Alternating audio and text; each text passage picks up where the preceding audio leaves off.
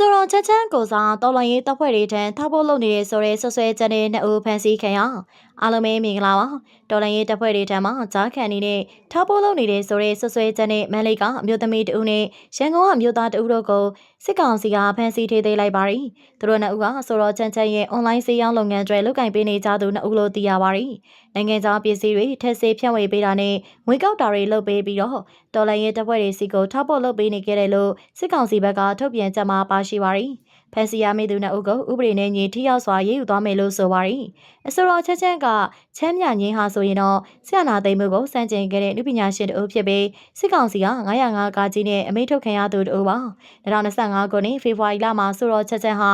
ရှော့မီဆိုတဲ့အမည်နဲ့အွန်လိုင်းစေးရောင်းစာမျက်နှာတစ်ခုကိုစတင်ဖွင့်လှစ်ခဲ့ပြီးအွန်လိုင်းစနစ်နဲ့နိုင်ငံခြားအဖြစ်သုံးဆောင်မျိုးမျိုးကိုပြည်တွင်းသို့ရောင်းချနေကြတာပါစစ်ကောင်စီရဲ့ထုတ်ပြန်ချက်မှာတော့ဖမ်းဆီးရသူနှစ်ဦးဟာအဆိုတော်ချက်ရဲ့ဆန္ဒအတိုင်းတော်လှန်ရေးတပ်ဖွဲ့တွေကိုငွေကြေးတွေထောက်ပံ့ပေးနေကြတာလို့ပါရှိပါရီစစ်ကောင်စီကအေဘီလာ73ရက်နေ့မှာဆိုရင်တော့မန္တလေးတိုင်းဒေသကြီးချင်းရီတာဆန်မြို့နယ်အောင်နန်းရိပ်သာရှိရက်ကွက်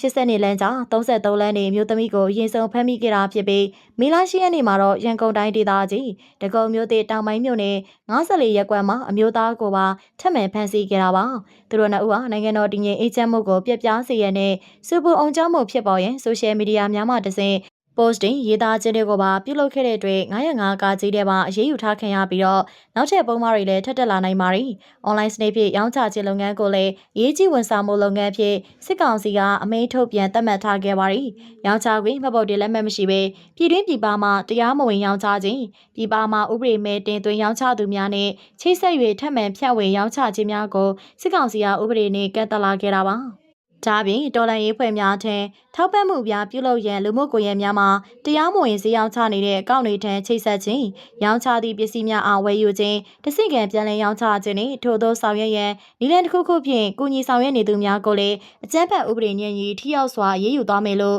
စစ်ကောင်စီဘက်ကတပါးထုတ်ပြန်လာခဲ့ပါရီကြည့်ရှုအားပေးခဲ့ကြတဲ့အတွက်အားလုံးကိုကျေးဇူးတင်ပါတယ်ရှင်